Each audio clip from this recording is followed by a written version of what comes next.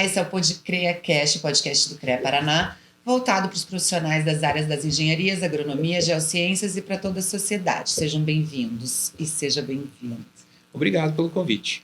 Bom, a gente está aqui com o professor Guilherme Wojcik, ele que é engenheiro civil, atua na Universidade Estadual de Ponta Grossa, e ele trouxe chuva aqui para Curitiba, né? Ele que trabalha na área de água, de mananciais, ele vai falar um pouquinho sobre esse tema com a gente. Seja bem-vindo. Muito obrigado. É inclusive uma boa notícia trazer chuva nesse período de estiagem. A gente reclama, né, Guilherme, da chuva, mas é essencial, né? Até a gente estava conversando um pouquinho antes aqui sobre aquela seca que deu bem na pandemia, né? Que as pessoas estavam mais em casa. Exatamente. Mas nós não precisamos ir muito longe no tempo, embora nossa memória da pandemia seja ainda bem viva. Nós estamos passando por uma fase de estiagem, inclusive nesse ano, bem recente, o governador emitiu um decreto disciplinando usos de água para tentar conter, tentar mitigar, né, os efeitos dessa estiagem no Paraná. Uhum. Quais são os principais agentes dentro dessa questão do cuidado com a água, assim? É a população, são as indústrias? O poder público? Excelente pergunta. Não existe um agente exclusivo. Inclusive, grande parte dos problemas, ou posso até arriscar dizer que todos os problemas associados à qualidade da água estão associados à falta de integração entre esses agentes. Tanto a academia desenvolvendo tecnologias, poder público com leis, né, gerindo esses recursos, e a sociedade. É importante que a sociedade participe. A gestão dos recursos hídricos ela é compartilhada.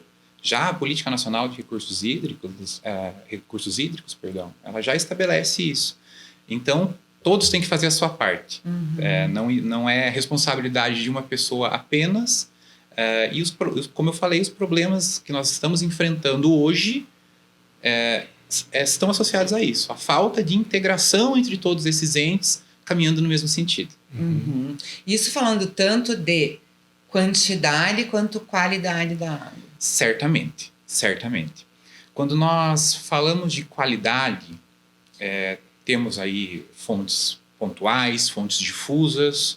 Quando eu falo fontes pontuais de poluição, elas estão associadas ao lançamento de esgoto, tratado ou não tratado a contento. E já nas fontes difusas estão associadas a escoamento superficial. Aqui é resíduo que vai parar no rio. Isso daí geralmente do dia a dia da população. Exatamente. Ali. Quando nós estamos falando da população urbana. Então, esses resíduos, embora não devessem estar nas superfícies, né, assim, jogados sem uma gestão adequada nas regiões urbanas, isso é muito presente. Mas nas regiões mais rurais também tem esse efeito de uma maneira um pouco diferente. Chuvas muito intensas geram erosão e assoreamento dos rios. Então, isso já interfere no ecossistema aquático.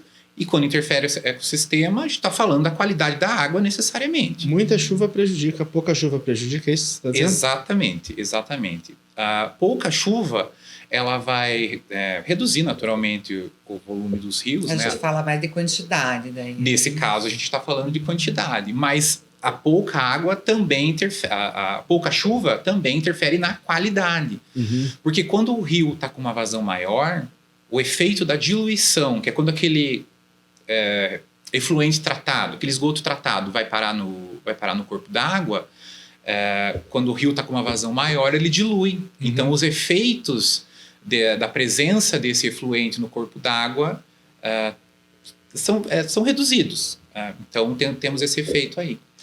Falando desses vários agentes, o que a academia, e mais no caso agora falando, né, da UEPG, tem feito, tem desenvolvido em questão de pesquisa, quais são as novidades, até o que tem sido feito, e até se você quiser contextualizar, né, a gente até estava conversando que todas as sociedades foram firmadas a princípio perto de rio, porque a água é importantíssima para a vida, né?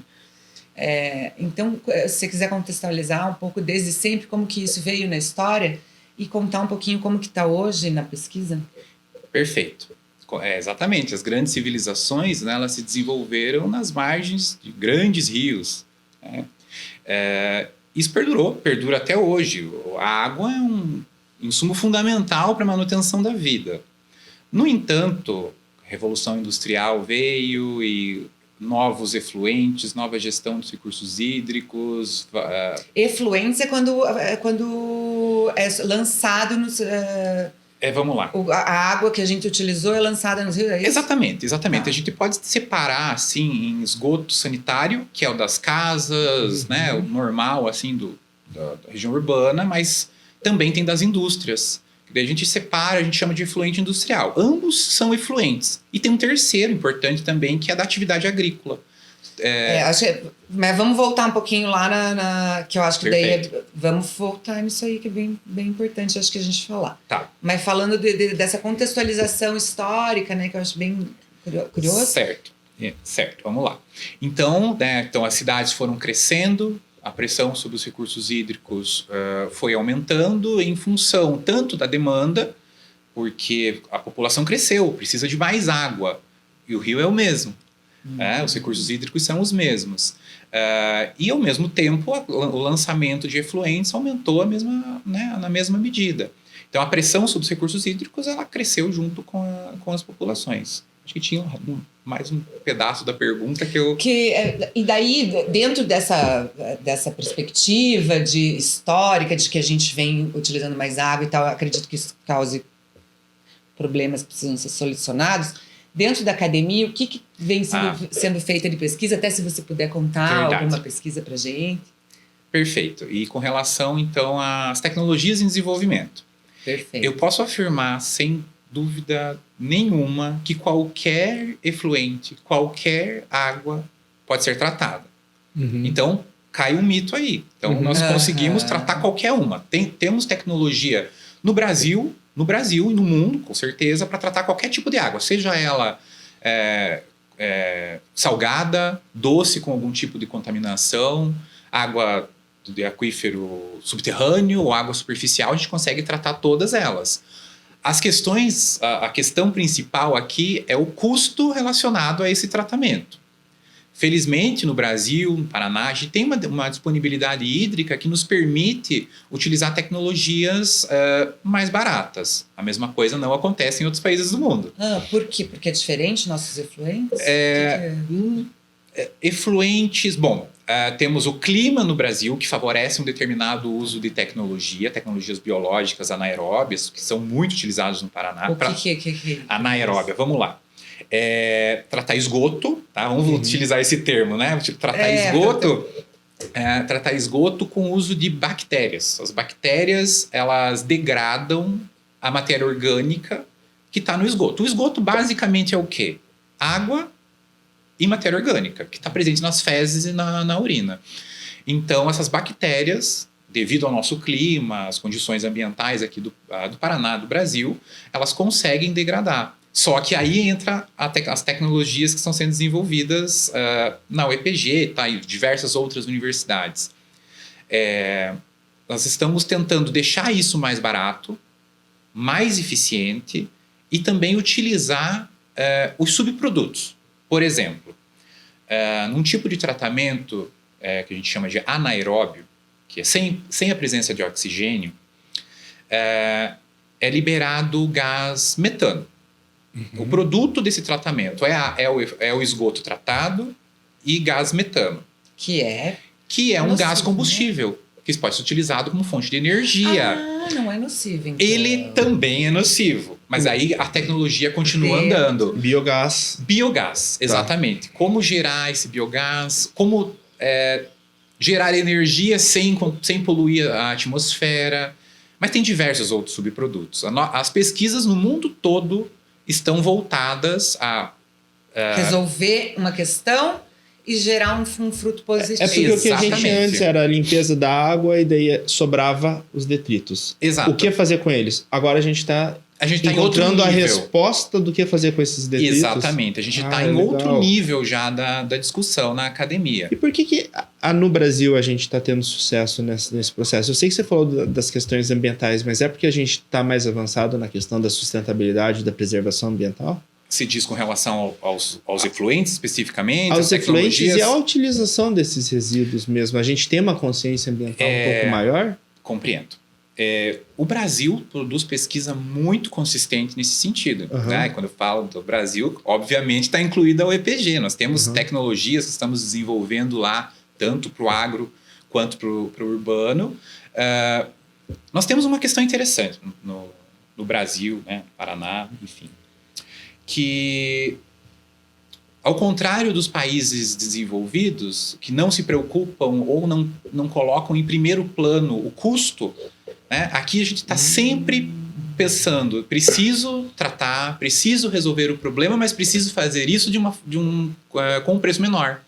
Que seja aplicável, né? Exatamente, e seja aplicável em escala. Né? O Brasil é um país continental, tem as regiões variam muito, né, uma com a outra, tanto em questão de cultura e clima necessariamente. Então, por que nós estamos tendo sucesso? Porque a gente está olhando para a nossa realidade. Então, tem tecnologias que foram desenvolvidas, técnicas e tecnologias, né, desenvolvidas no resto do mundo, mas as universidades, né, a pesquisa científica em si está muito atenta a isso e adaptando essas tecnologias para a nossa realidade. Por isso que nasce na universidade e não na iniciativa privada por causa do custo? Sim. Ganhar eficiência sempre é um objetivo, mas custo. Custo é o Brasil quer universalizar o saneamento, certo? Ah, que legal. O marco do saneamento, ali de 2019, 2020, busca isso. Ora, como eu falei... O que é o marco do... É uma legislação, a gente costumava falar de novo marco do saneamento, mas nós estamos em 2026, então ele já não é tão novo assim. É uma legislação que busca atingir uma meta que não foi atingida até hoje, que está muito difícil, que é universalizar o saneamento. Embora o Paraná tenha excelentes índices, né, de saneamento, o Brasil é muito diverso. Então, essa legislação busca adequar a realidade de todos os estados da federação, incentivando a participação da iniciativa privada na solução desse problema, para que a gente supere essa questão. Essa questão já foi superada há muito tempo na Europa, em países da Europa, também não posso generalizar a Europa como um todo. Mas a gente precisa resolver. Se a gente quer ser um país desenvolvido... É uma questão social, ambiental... Política, né? econômica. Então, o primeiro passo era isso. Uma nova legislação que abarcasse a nossa realidade. E agora ela está sendo colocada em prática. Enfim, agora os resultados a gente vai ter que observar nos próximos anos. Falando desses agentes todos, né, que estão aí, a gente tem uma ideia, daí você vai contar um pouquinho ali pra gente aqui, a gente quer saber se é uma ideia verdadeira, se tem muitos mitos em volta, de que o agro, né, a agronomia, utiliza uma quantidade grande de água, como há que se supor mesmo, né? Como que funciona? Mas você estava contando para nós que tem muitos mitos em torno disso, né? Como que isso Certamente. Funciona? Tanto no agro como na indústria, né? Há mitos. O que se fala, né, ouve falar por aí, é que o agro é o grande vilão que polui os corpos d'água. Isso não é uma verdade. Ninguém pode afirmar isso dessa maneira. Se a gestão dos recursos hídricos numa determinada propriedade for inadequada, sim, ela será. Mas isso não só no agro, não só no agro, na indústria e no residencial também. Então não é a atividade em si que é poluidora, é a maneira como ela é gerida. E a gestão do poder público. Exatamente, também. Então, e da academia também. voltando lá naquele tema da pesquisa, nós temos na UEPG algumas pesquisas que tentam tratar, estudar o efluente do agro, Tá. que é um efluente que tem uma especificidade. Ele tem muito nitrogênio. Por causa dos agrotóxicos? Exatamente, por causa dos fertilizantes, né? Os fertilizantes têm nitrogênio e fósforo bastante. Uhum. Qual é o problema? Por que tem de tão especial? Nitrogênio e fósforo eles favorecem o crescimento exagerado das algas. E presença excessiva de algas nos corpos d'água gera eutrofização. Acho que todo mundo já deve ter visto alguma foto aí na internet ou no jornal daquele lago, um lago poluído que tem uma camada fina, verde em cima. Uhum. Pode até parecer bonito ainda ter uma ou outra foto, mas ele é terrível para o ecossistema aquático. Ele interfere na qualidade da água, a mortandade de peixes. Porque eles não respiram, Mesmo sendo né? uma planta, mas é uma planta assim como a gente vê que plantas que não são da região acabam prejudicando aquele ecossistema. É a mesma coisa, essas águas existem ali, só que a proliferação desenfreada devido a substâncias que não deveriam estar ali prejudicam. Tá, então vamos E lá. aí, vamos Desculpa. lá, as pesquisas. Não, Desculpa, a vamos gente lá. tá... engraçado, né, falar de um tema assim que é super necessário, mas específico, mas tá gostoso, que Nossa, eu rende adoro tanta esse tema. coisa. Eu adoro esse tema. Então, algas não são plantas. As algas que estão nos corpos d'água, elas são seres que fazem fotossíntese, porém não são plantas. É um outro reino, tá? Dos reinos que a gente aprendeu, gente, que a gente aprendeu lá. Eu não aprendi certo. Reino Animalia, Reino Monera, Reino Protista. Então tá em outro reino. Mas são seres que fazem fotossíntese também. Mas é interessante essa associação com o reino vegetal, por exemplo, porque como elas fazem fotossíntese, elas precisam de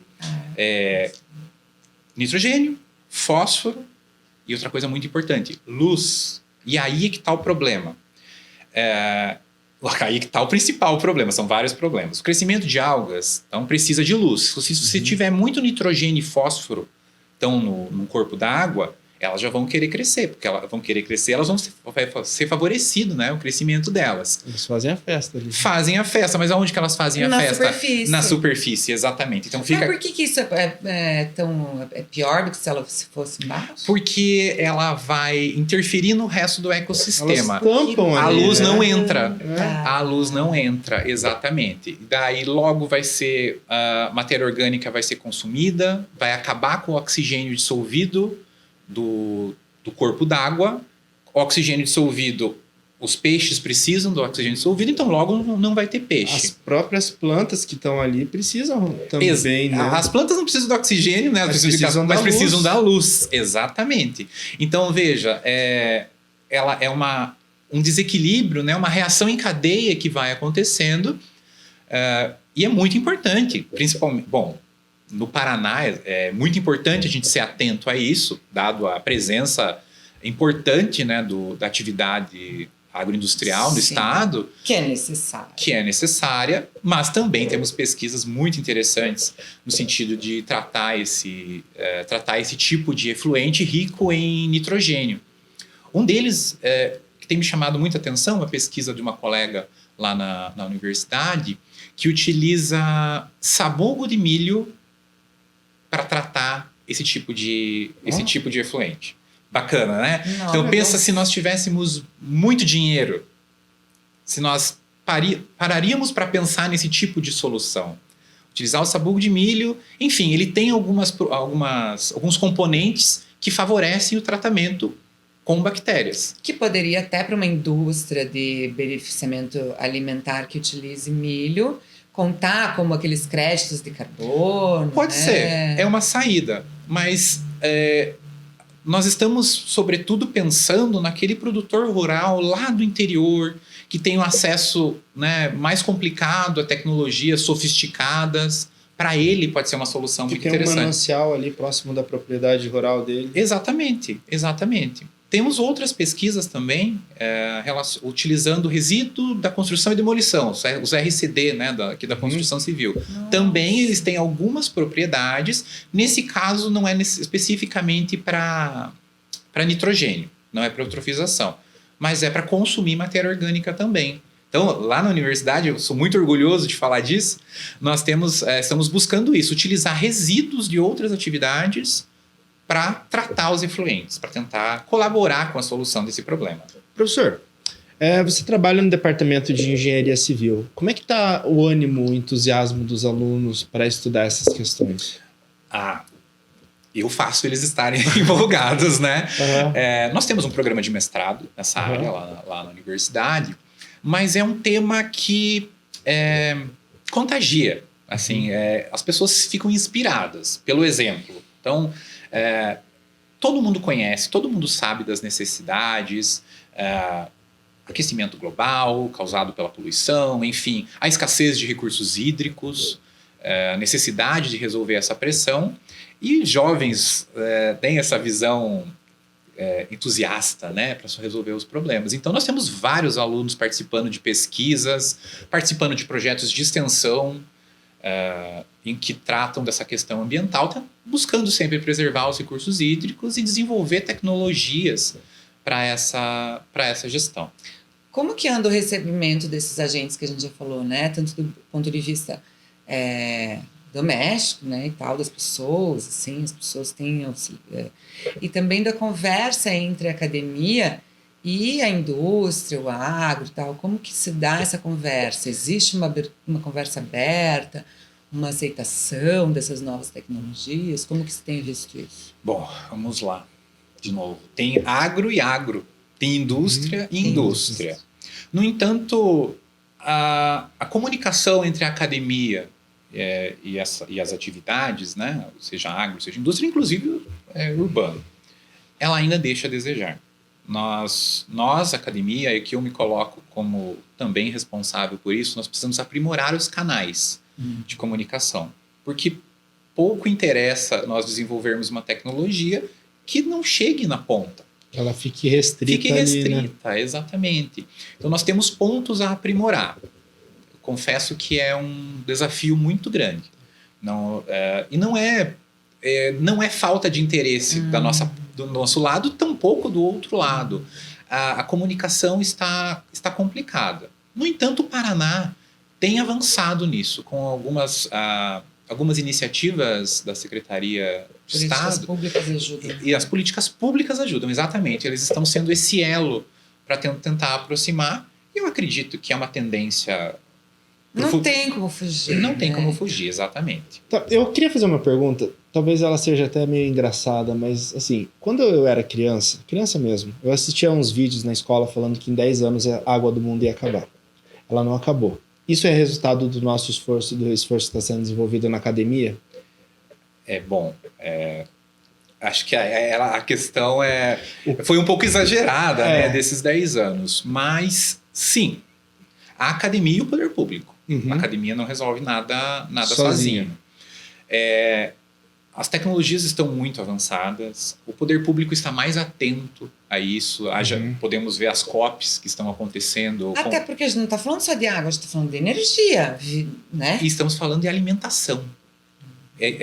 Existe uma questão importante que quando a água, eu espero que nunca acabe, mas se um dia ela vier a acabar... Como assim espera? Não, eu estou trabalhando para que não acabe, né? Estou trabalhando para que não acabe.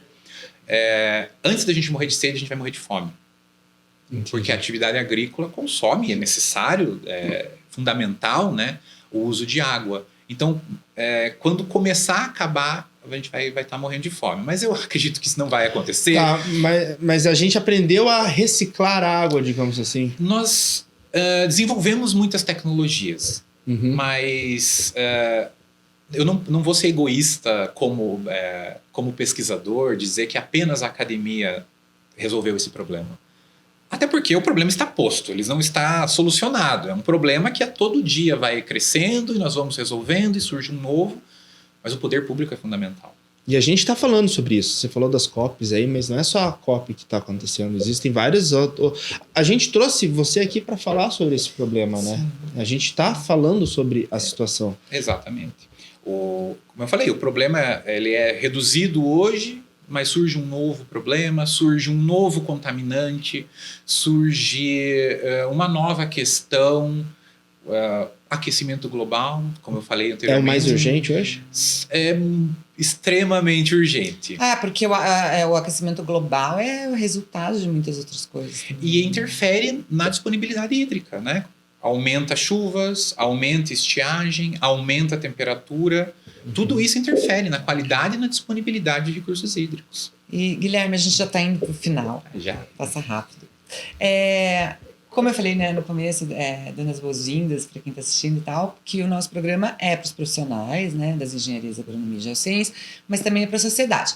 E tendo em vista que a sociedade é um agente também dentro desse ciclo, o que a gente pode fazer para a gente fechar assim com uma mensagem legal até?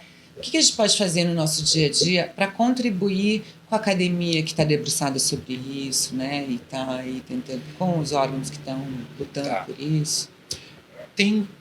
Se me permite, tem duas opções, dois caminhos que precisam ser traçados. Um deles é a participação ativa da população nos comitês de bacia. Os comitês de bacia são os entes responsáveis pela gestão dos recursos hídricos nas bacias hidrográficas. Então, o Paraná tem várias, o Brasil tem várias. E eu sou membro do comitê de bacia. Mas como é que a pessoa explica? O comitê de bacia, ele tem uma composição lá, tem um número de cadeiras para agentes públicos, para a universidade, para a sociedade civil, para as indústrias. Isso quem organiza são as prefeituras? Quem que organiza? A princípio, quem organiza tudo isso aqui no Paraná, né, é o IAT. No entanto, a presidência do comitê não necessariamente vai ficar com o IAT. Inclusive, no momento, não está com o IAT. Só que eu percebo, como membro de um comitê de bacia, que a cadeira dos usuários, sociedade civil, ela ainda é pouco ativa. A gente tem um representante do CREA Paraná que é membro, Sim. o Euclésio. Sim, ele faz parte do comitê. Exatamente, mas a gente precisa ser mais engajado no comitê de bacia. Os comitês desenvolvem trabalhos muito interessantes, mas é necessário que a participação da sociedade seja mais presente. Agora, como indivíduo, reduzir o consumo. Reduzir o consumo é muito importante, porque banhos muito longos, utilização de válvulas que não são econômicas, exatamente. Essa é uma pressão muito forte sobre os recursos hídricos. Obviamente que temos a questão relacionada a tratamento de efluentes, mas vamos olhar nesse momento para a sua casa, para aquilo que você, como indivíduo, pode fazer. Inclusive, eu queria fazer uma propaganda aqui, que o CREA Paraná está com uma sede nova que está sendo construída, e uma das certificações é LEED em sustentabilidade e água zero. A gente vai trabalhar com um conceito de água, assim, reutilização de água de chuva, vai ser tudo zerado. A água da chuva vai cair, a água que a gente vai beber da torneira, porque ela vai passar por um processo de filtragem, de limpeza. Então, assim, a gente está fazendo a lição de casa. Parabéns para o CREA. Eu tinha certeza que o CREA ia ter boas soluções. E é bom para a sociedade e é bom para o CREA em si, para ele como órgão, porque reduz a fatura no final do mês. Sim. Então, todo mundo sai ganhando. E dá o exemplo, e todo mundo sai ganhando. Sociedade e a própria instituição sai crescendo. Legal. Que legal. Muito obrigada, Guilherme. Muito interessante o papo. Dá para conversar mais um Eu adoraria. aqui. Pessoal, fiquem ligados nas dicas aqui. Então, é aquilo que a gente já sabe. Reduzir o consumo, né? Cuidar com válvulas, tudo que você possa fazer na sua casa. a natureza agradece, todo mundo merece, como diria a banda aqui, paranaense Black Maria. Exatamente. Professor, muito obrigado pela participação. Se alguém quiser te acompanhar, eles podem te acompanhar nas redes sociais? Como é que é? Sim, tem o canal institucional da UEPG, creio que eles podem acompanhar o trabalho que está sendo realizado? Sim, certamente. É o @oficial UEPG. Legal. Lá a gente vai deixar aqui embaixo.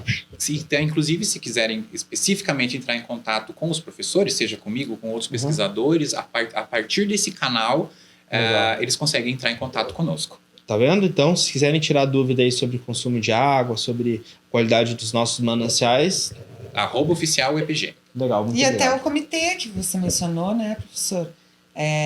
Porque às vezes a gente fica só reclamando, né, do poder público, do tal... A gente tem que fazer a nossa parte também. Pessoal, muito obrigada. Estamos ficando por aqui. Fiquem ligados nas nossas redes sociais. Instagram, LinkedIn, Facebook. O Pode Crer está nos principais canais de streaming aí, né? Spotify, YouTube. Continuem acompanhando a gente. É isso aí, pessoal. Um abraço. Tchau, tchau. Até a próxima. Até a próxima.